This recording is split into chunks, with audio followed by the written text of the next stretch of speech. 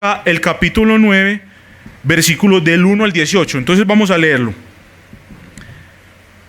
Dice la palabra del Señor: no soy libre, no soy apóstol, no he visto a Jesús nuestro Señor. ¿No son ustedes el fruto de mi trabajo en el Señor? Y aunque otros no me reconozcan como apóstol, para ustedes sí lo soy, porque ustedes mismos son el sello de mi apostolado en el Señor. Esta es mi defensa en contra de los que me critican. ¿Acaso no tenemos derecho a comer y a beber? ¿No tenemos derecho a viajar acompañados por una esposa creyente como lo hacen los apóstoles, los hermanos del Señor y Cefas, o sea Pedro? ¿O es que solo Bernabé y yo estamos obligados a ganarnos la vida con otro trabajo? ¿Qué soldado presta servicio militar pagando sus propios gastos? ¿Qué agricultor planta un viñedo y no come de sus uvas? ¿Qué pastor cuida un rebaño y no toma la leche que ordeña? No piensen que digo esto solamente desde el punto de vista humano. ¿No lo dice también la ley? Porque en la ley de Moisés está escrito: no le pongas bozal al buey mientras esté trillando. ¿Acaso se preocupa Dios por los bueyes? ¿O lo dice más bien por nosotros? Por supuesto que lo dice por nosotros. Porque cuando el labrador ara y el segador trilla, deben hacerlo con la esperanza de participar de la cosecha. Si hemos sembrado la semilla espiritual en ustedes, será mucho pedir que cosechemos en ustedes lo material.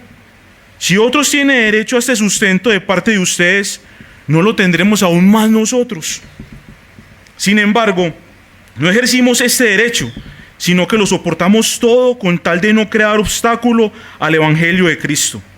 ¿No saben que los que sirven en el templo reciben su alimento del templo, y los que atienden en el altar participan de lo que ofrecen en el altar? Así también el Señor ha ordenado que quienes prediquen el Evangelio vivan de ese ministerio. Pero no me he aprovechado de ninguno de estos derechos, ni escribo de esta manera para que quiera reclamarlos. Prefiero morir a que alguien me prive de este motivo de orgullo. Sin embargo, cuando predico el Evangelio, no tengo de qué enorgullecerme. Ya estoy bajo la obligación de hacerlo. ¡Ay de mí si no predico el Evangelio! En efecto, si lo hiciera por mi propia voluntad, tendría una recompensa, pero si lo hago por obligación, no hago más que cumplir la tarea que se me ha encomendado. ¿Cuál es entonces mi recompensa? Pues el predicar el Evangelio, pero al predicar el Evangelio pueda presentarlo gratuitamente sin hacer valer mi derecho.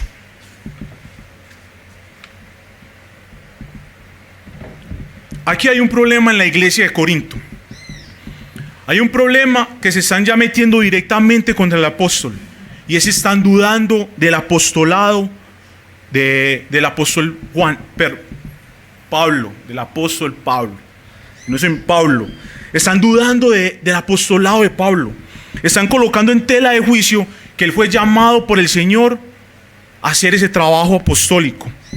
Y uno sabe, porque tenemos toda la Biblia completa, de que él sí fue llamado. En Hechos capítulo 9, todos conocemos quién era el apóstol Pablo. Un perseguidor de la iglesia, tenía derecho de parte de los líderes religiosos de buscar a los que eran creyentes y meterlos a la cárcel. Es más, contempló el asesinato de Esteban, el primer mártir de la iglesia. Pero a ese hombre, Dios lo llamó.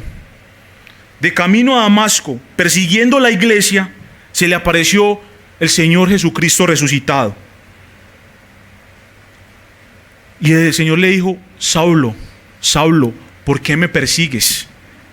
¿Quién eres tú, Señor? Yo soy Jesús, al que tú persigues. En ese momento a Pablo se le hizo un llamado. Se le dice a un hermano Ananías que por favor vaya y ore por él, porque él le va a servir a Dios. Pero él dice: no, pero es un asesino, él nos ha perseguido demasiado, él me va a servir a mí. Y miren lo que le dice el Señor a Ananías: ve, insiste el Señor, porque ese hombre es un instrumento escogido para dar a conocer mi nombre tanto a las naciones, a sus reyes, como al pueblo de Israel. Yo le mostraré cuánto tendrá que padecer por mi nombre. Hermanos, eso es una esperanza para nosotros. Porque si usted tiene personas no creyentes que no hay esperanza de conocer al Señor, aquí hay una esperanza. Este hombre estaba perdido y Dios lo escogió.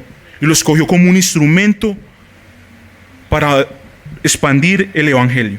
Entonces ahí vemos que Pablo sí tiene un llamado del Señor. Cumple con lo que tienen que cumplir los apóstoles para ser apóstol. Había visto al Señor y había sido escogido para ese llamado. Otra confirmación más. Cuando estaba reunido en la iglesia de Antioquía, unos profetas escogieron a varios hombres, pero el Espíritu Santo escogió aparte a Bernabé y a Pablo, y el Espíritu les dijo: apártame ahora a Bernabé y a Saulo para el trabajo a lo que los he llamado. Entonces, una confirmación más. La confirmación del Señor, pero también la confirmación dentro de una congregación. Estos hombres son escogidos para llevar el mensaje de salvación. Pero como si no fuera poco, a esta iglesia a la que le están criticando el apostolado a Pablo, esa iglesia fue sembrada por el mismo apóstol Pablo. Cuando uno lee Hechos capítulo 18, uno ve que Pablo llega a Corinto, se reúne con 2 hermanos en la fe, trabaja haciendo carpas, los sábados va a la sinagoga, predica el evangelio, y de ese grupo de judíos en Corinto nace la iglesia de Corinto. Él está desanimado porque cuando empieza a hacer la iglesia del Señor, hay mucha repulsa contra el llamado de él y contra lo que está haciendo. Y mire lo que le dice el Señor: no tengas miedo, sigue hablando y no calles, pues estoy contigo. Aunque te ataquen, no voy a dejar que nadie te haga daño, porque tengo mucha gente en esta ciudad. Entonces, 3 cosas que nos muestra la Escritura de que Pablo sí es un apóstol. Pero da la casualidad que aquellos que están criticando el apostolado del apóstol Pablo es la misma iglesia que él sembró, y está colocando en duda su llamado apostólico. Pero él en el capítulo 1, versículo 1, él da las garantías, él mismo muestra las garantías de que ustedes son ahora lo que son por mí, porque Dios me utilizó. Dice: para ustedes sí lo soy, sí soy apóstol, porque ustedes mismos son el sello de mi apostolado. Ustedes, hermanos, les está diciendo el apóstol por medio de la carta, ustedes son el sello, la garantía de que si yo soy llamado a ser apóstol, porque el Señor me utilizó a mí para que esta iglesia pudiera ser sembrada en este lugar. Y es que en el capítulo 4 de la misma carta de Corintios, miren lo que le dice él a la iglesia: no les escribo esto para avergonzarlos, sino para molestarlos como a hijos amados. De hecho, aunque tuvieran ustedes miles de tutores en Cristo, padres sí que no tienen muchos, porque obviamente el evangelio, yo fui el padre que los engendró en Cristo Jesús. Entonces, hermanos, pongámonos en el lugar de Pablo, un hombre que trabajaba haciendo carpas, estuvo año y medio en Corinto sembrando esta iglesia, trabajando duro, y los fines de semana predicando el evangelio. Luego llegan unos hermanos, llegan con una ofrenda de otra iglesia, y Pablo se puede dedicar de lleno al ministerio de la palabra. A esos hombres que Pablo había sacado de tanta inmundicia, ahora están colocando en tela de juicio el llamado de Pablo. Son malagradecidos, ¿no? Ahí está mostrando cómo está la iglesia de Corinto en su pecado. Pero entonces Pablo tiene que acudir a una defensa. Bueno, ustedes están diciendo que yo no soy apóstol, sabiendo que ustedes mismos son el sello de mi apostolado. Listo. Entonces vamos a entrar aquí en un juicio. Yo voy a poner mi defensa a aquellos que me critican. Entonces lo que hace el apóstol es que él va a defender unos derechos que todos los apóstoles que fueron llamados por Dios tienen. Y él empieza en versículo 4: ¿acaso no tenemos derecho a comer y a beber? ¿No tenemos derecho nosotros al sustento? ¿Qué es el sustento? Lo más fácil: beber y comer. Bueno, si eso no les parece, entonces yo me sigo defendiendo.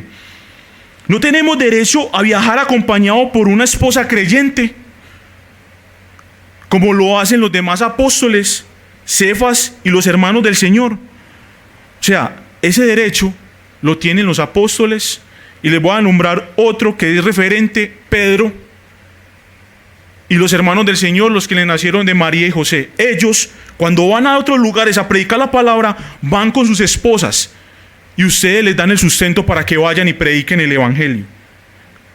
O sea que solamente Bernabé y yo estamos obligados a ganarnos la vida en otros trabajos. O sea, yo como apóstol, con esos derechos que tengo, ustedes me están criticando a mí, que ustedes son el sello de mi apostolado.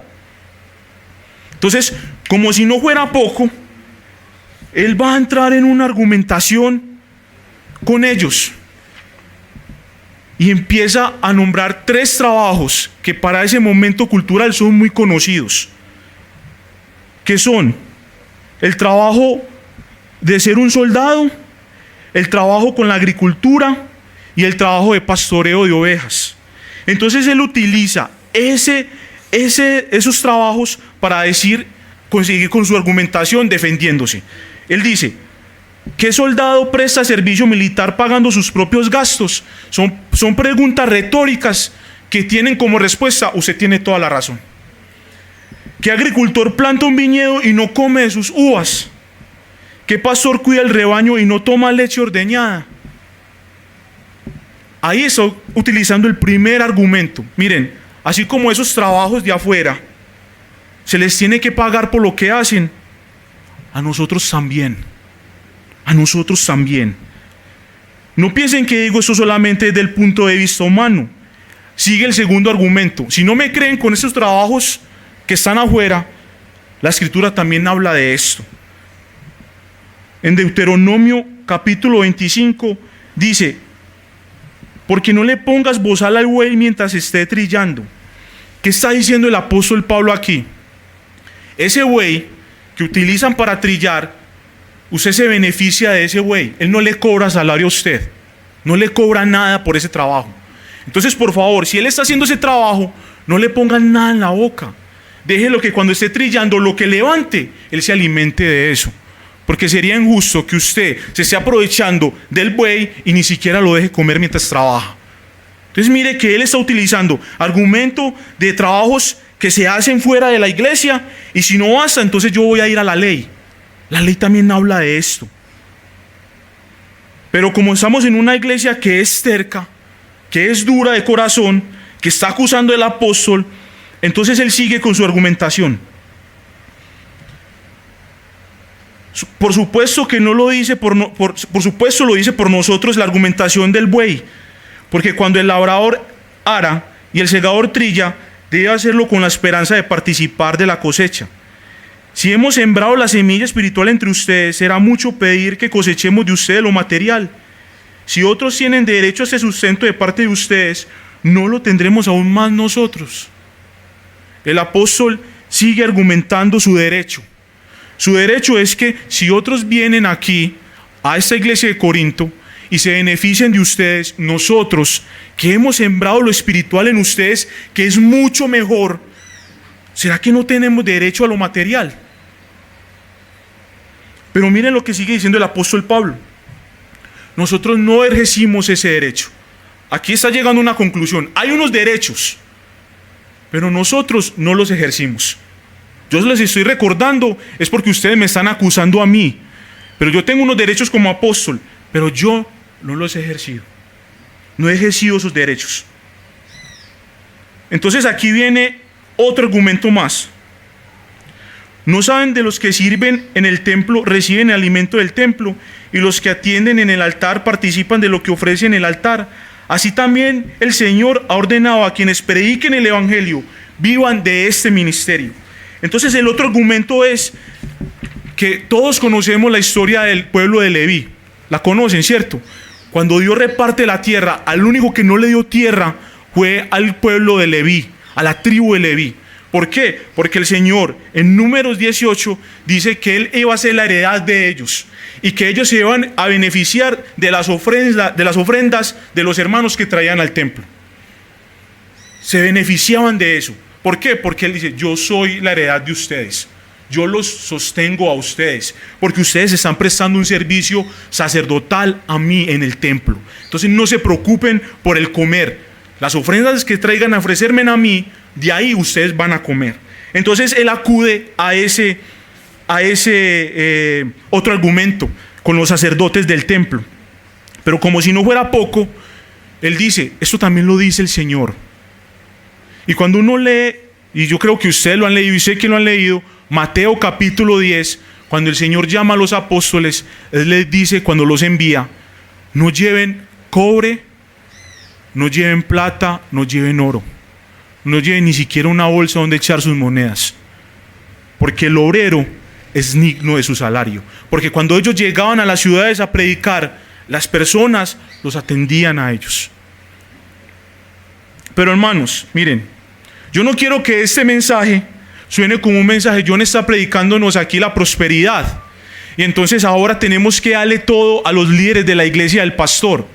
No, yo no estoy predicando prosperidad, no estoy predicando nada de eso.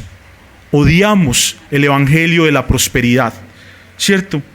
Pero como este texto lo han utilizado esos falsos maestros para poder sacarle todo el dinero a las ovejitas que están sentadas escuchando a esos falsos profetas, yo hoy quiero verdaderamente decirles qué significa esto.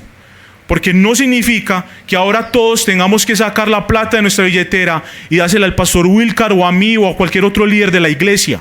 No, no estoy predicando eso. Y si ustedes escuchan predicadores, y lo voy a decir con nombre propio, asumo esa responsabilidad, Guillermo Maldonado, Cas Luna, ¿cómo se llama? El de Estados Unidos. ¿Cómo? Ese. ¿Cómo se llama? Ese que ni siquiera sé cómo es el nombre porque no me interesa. Por favor, no los escuchen. Ellos son ladrones. Son lobos disfrazados de ovejas. Son ladrones. Aquí el apóstol está defendiendo unos derechos, pero él no está diciendo siembren, pacten, tráiganme, arrebaten la bendición, agarre la que ahí está, siembre 50,000 que recibirá 150. No, no. El apóstol no está diciendo absolutamente nada de eso. No está diciendo nada de eso. Miren lo que significa ese evangelio mal llamado evangelio, que no es ningún evangelio, porque el evangelio trae buenas noticias y ese te las compra, te compra para poder recibir una bendición de Dios. No necesitamos comprar a Dios. Dios no necesita nada de nosotros para bendecirnos, nada, no necesita nada. Hoy disfrutamos de la bendición de Dios por la única y exclusiva gracia y misericordia de Él, porque Él le place bendecir a su pueblo, no porque nosotros tengamos que pactar, ni traer, ni nada de eso.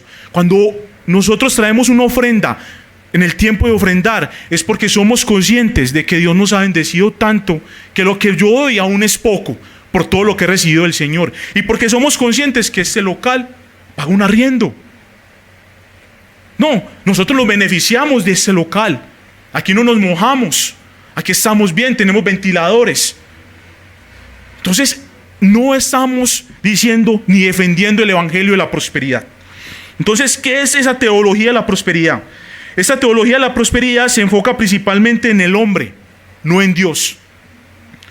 En este sistema, Dios simplemente es el que concede deseos. Es el genio de la lámpara. Yo lo froto, él sale y le pido. Si alguien se porta bien, sus acciones moverán la mano de Dios a responder en bendición. O sea, depende de mi comportamiento. Por otro lado, si alguien se comporta mal, Dios no le dará su bendición y hasta a veces le dará sufrimiento o más pobreza hasta que aprenda a tener más fe. Hermano, si usted está así es porque le falta fe, dicen ellos. Si usted está pasando por una calamidad que el Señor dijo que íbamos a pasar, entonces usted está en pecado. le falta fe, tiene que sembrar más. Eso no predicamos acá. No predicamos acá. La Escritura dice que el que quiera vivir piadosamente el Evangelio vivirá persecución. Cuando el Señor Jesús le hace el llamado a los apóstoles, es más, yo quisiera que nosotros, y quiero que entiendan esto, nos pareciéramos a esa iglesia. Y usted me va a decir, John, ¿pero por qué? Si están criticando el apostolado, sí, para criticar a los apóstoles de ahora, que no son. Que no son apóstoles. Ninguno de ellos. Ninguno. Son mal llamados apóstoles. Lo único que están interesados es buscar el dinero de aquellos hermanos que necesitan al Señor. Y ellos lo único que quieren son su dinero. Necesitamos un jet para ir a viajar a las naciones y predicar el Evangelio. Habiendo tanta necesidad, ¿usted necesita un avión de tantos millones de pesos? Nos podemos preguntar.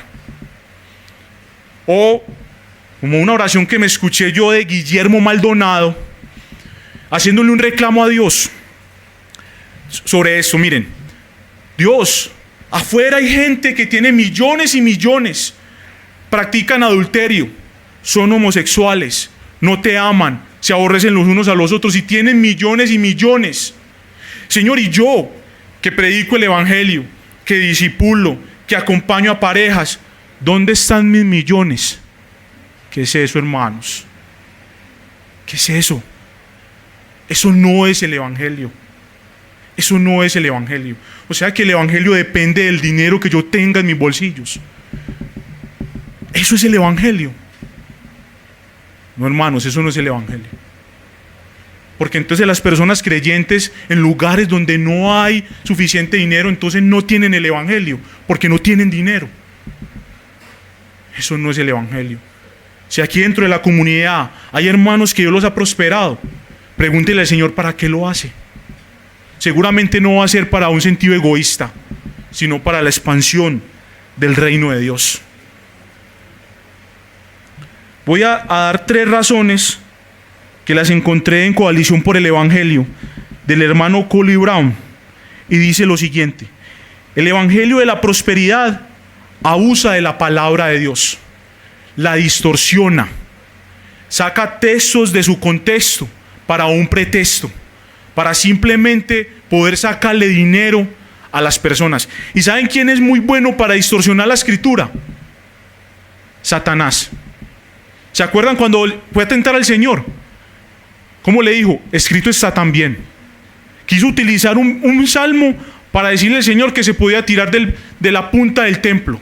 Así son estos hombres que predican ese mal llamado evangelio de la prosperidad. Distorsionan la escritura, la tuercen, la utilizan para sacar el dinero a hermanos necesitados de conocer a Cristo.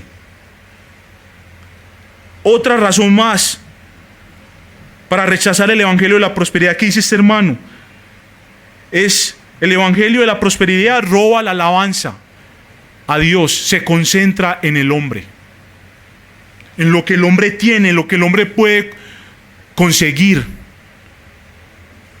no en lo que Dios le da en su misericordia, y quiere que todo gire en torno al hombre. Entonces, si en algún momento sale de esa congregación y está en otra, y usted ve que predican este evangelio y dicen que Dios prospera, y el único que prospera es el pastor, salga corriendo de esa iglesia. Salga corriendo de esa iglesia. ¿Por qué? Porque están robándole a las ovejas. Están robando a las ovejas. Otra razón más: el evangelio de la prosperidad no son buenas noticias. No son buenas noticias. ¿Ustedes se imaginan, hermanos, nosotros necesitados del Señor y que nos estén diciendo que si no traigo 100,000 pesos al altar, entonces Dios no puede actuar a mi favor? ¿Acaso Dios es un mendigo? ¿Acaso Dios necesita de nuestro dinero para poder bendecirnos a nosotros? Eso es mentira. Dios sabe las necesidades del pueblo de Dios. Y yo sé que en medio de nosotros hay mucha necesidad. Hay mucha necesidad. Y podemos preguntarnos, es más, si tenemos con qué suplir la necesidad del hermano, hagámoslo. Ese es el llamado de ser una congregación. Ese es el llamado de ser hijos de Dios. Si uno lee el libro de los Hechos, uno puede ver cómo tenían todo en común. Vendían para ayudar a los otros, no para acumular riquezas para ellos. Hermano, cuando uno se va, nada se lleva. Nada se lleva. Todo se queda aquí. El Señor cuenta una parábola en los evangelios, que había un hombre que prosperó y tenía una cosecha. Y en vez de entregar esa cosecha, dijo, bueno, ahora tengo mucho, ¿qué voy a hacer? No, entonces tumbemos los muros de este lugar y hagamos una bodega más grande para cosechar, para guardar más. Y lo hizo. ¿Y sabe qué le dice el Señor? Necio, esta misma noche has mandado por tu alma. ¿Y qué vas a hacer con todo esto? Pero hay algo que el apóstol, y eso es lo tremendo, que el apóstol hace y le dice a la iglesia, miren, pero yo no practiqué ese derecho, yo no exigí ese derecho. Como quien dice, yo no recibí absolutamente nada de ustedes, nada. Hermanos, pónganse a pensar, si el apóstol lo están criticando y no ha recibido nada, una iglesia inmadura, ¿ustedes se imaginan donde reciba algún dinero de parte de ellos? Ahora sí dio para que lo molestaran. Este hombre está trabajando por plata. No quiere decir que él en un momento no recibió. Otras iglesias sustentaban al apóstol, esta no. Era tan mala condición de esta iglesia que si yo recibo dinero de ellos, si ahora tienen esos problemas, ¿cómo será yo recibiendo una ofrenda de ellos? Entonces no le recibió, recibía de otra parte para poder hacer su trabajo de apóstol. Nosotros como iglesia tenemos el deber de velar por la necesidad de nuestros pastores. Si usted se beneficia de un consejo, de una visita, de un acompañamiento espiritual, de una predicación, el mismo Señor Jesús dice, esos hombres son dignos de su salario, porque yo los he llamado a hacer eso. Está hablando del sustento, pero también es una responsabilidad para los que hemos sido llamados a predicar la palabra, de que cuando la iglesia puede entregar ese sustento, la obligación del líder es hacer bien su trabajo. Es hacer bien su trabajo, porque la iglesia le está generando ese espacio para eso. Sé que hay otras iglesias donde la iglesia no puede sostener a su pastor y su pastor necesita salir a trabajar. Pero lo ideal fuera que su pastor pudiera vivir de lo que la iglesia le da para poder hacer bien su trabajo, para poder traer palabra de Dios, para poder pasar tiempo en oración. Porque si ese obrero no hace eso, no predica el evangelio, no acompaña a las ovejas, no pastorea a las ovejas, Dios le demandará a ese obrero el cuidado de las ovejas. Pero nosotros debemos de preocuparnos por eso. Ojo, otra vez más, no al estilo prosperidad, evangelio de la prosperidad, al estilo bíblico, el sustento, donde vivir, donde comer, sustento. Pero el apóstol Pablo no es la regla para los obreros. Antes todos los obreros tienen que ser como el apóstol. Él no está enseñando eso. Él lo que hace es que yo me estoy ateniendo a ustedes, es porque ustedes están mal. Y si ahora me critican, ¿cómo será yo recibiendo sus ofrendas? Pero el apóstol ahí se va a gloriar de esto, y no en un sentido pecaminoso, sino que ustedes a mí no me han dado nada, por eso yo he renunciado a sus derechos, porque en el capítulo 8 él les está diciendo a ellos, renuncien al derecho que ustedes tienen de comer carne sacrificada por amor a los hermanos. Renuncien a eso, porque si usted come carne a los ídolos y usted no le pasa nada y está bien, pero hay unos hermanos débiles, no coma por amor a ellos, porque ellos sí sufren por eso. Entonces aquí el apóstol va a poner en práctica lo que enseña. Por amor a ustedes, por amor al evangelio, yo no he reclamado ningún derecho, que lo tengo, pero no lo he reclamado. Es más, yo he trabajado con mis manos para tener un sustento. Es más, he ayudado a otros, dice el apóstol. Pero a mí lo que me encanta del apóstol Pablo en este momento es que él está dando prioridad al evangelio. No me importa si ustedes me dan o si no me dan o me dan. Yo fui llamado a algo. Y ay de mí si yo no predico el evangelio. Esto es hermoso, porque él no le está dando la importancia que le dan los evangelistas de la prosperidad, del dinero. Él le está dando importancia al mensaje. Es predicar el evangelio. Para mí es mucho más importante. ¿Saben por qué? Porque en el Nuevo Testamento, en los evangelios, el mismo Jesús, el mismo Señor Jesús enseñando, dice: yo sé que ustedes tienen necesidades de comer, de beber y de vestir, pero miren, no se preocupen por eso. No se preocupen. Miren los lirios del campo, cómo crecen y hilan. Es mi Padre quien hace eso. O miren los pájaros, cómo recogen. ¿No vale mucho más ustedes que ellos? Por eso les digo, busquen primeramente el reino de Dios y su justicia, y esas cosas por las que ustedes se preocupan van a ser añadidas. El apóstol Pablo sabía que si el sustento no venía por la iglesia, venía por el Señor. Venía por el Señor.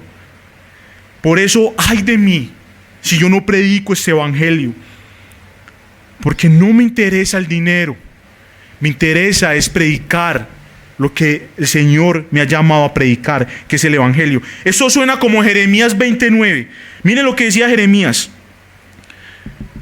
no me acordaré más de él, ni hablaré más en su nombre. No obstante, había en mi corazón un fuego ardiente metido en mis huesos. Traté de sufrirlo, pero no pude. Tenía que hablar de parte de Dios. Y eso lo tiene claro Pablo.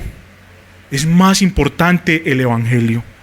Es más importante lo que Dios me ha llamado a predicar. Este es un nombre de Dios. Y nosotros tenemos que aprender de eso. Hemos aprendido de que el apóstol Pablo ha renunciado a sus derechos por predicar el evangelio. No queriendo decir que el apóstol no necesitaba. Claro que necesitaba. Claro, ¿quién no necesita el sustento diario? Todos aquí necesitamos. Pero él está haciendo un reclamo, un derecho que es de él, que el mismo Señor Jesús lo ha dicho: el obrero es digno de su salario.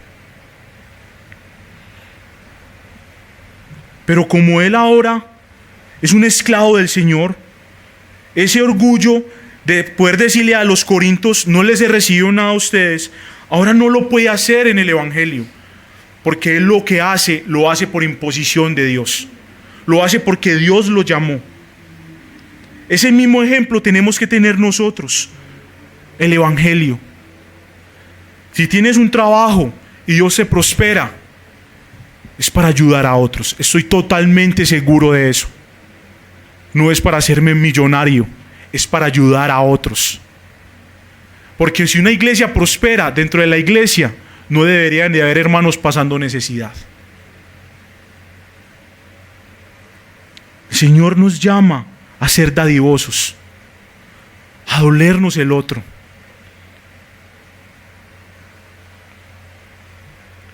A mí me han criticado porque me ven en mi casa estudiando, trayendo enseñanzas a la iglesia, pero no me ven trabajando.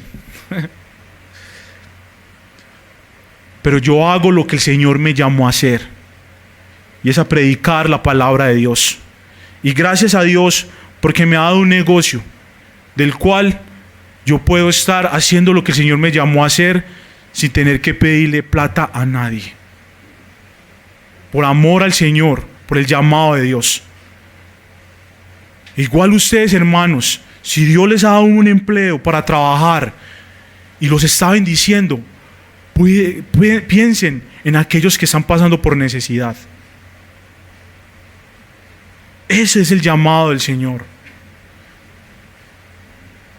Y a eso estamos. A eso el Señor nos llamó. Que Dios nos ayude con eso. Para concluir, quiero tomar las palabras del apóstol Pedro que está en el capítulo 5. Cuiden como pastores del rebaño de Dios que está a su cargo. No por obligación, no por ambición de dinero, sino con afán de servir como Dios quiere.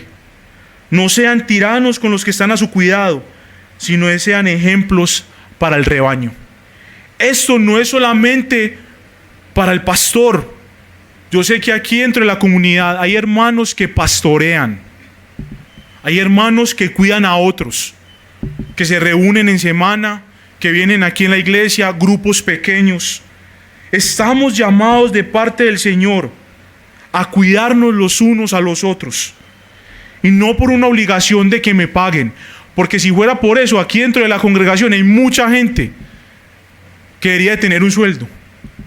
Porque sirven como un berraco. Pero lo hacen por amor. Por amor al Señor y por amor a los hermanos.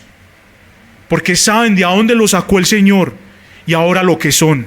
Y lo hacen por amor al Señor. Nos llama a no ser tiranos a los que están al cuidado de nosotros y a ser ejemplos entre el rebaño. Somos un ejemplo para otros. Ese es el llamado del Señor. Entonces, hermanos, no al evangelio de la prosperidad, no a escuchar a esos lobos disfrazados de ovejas.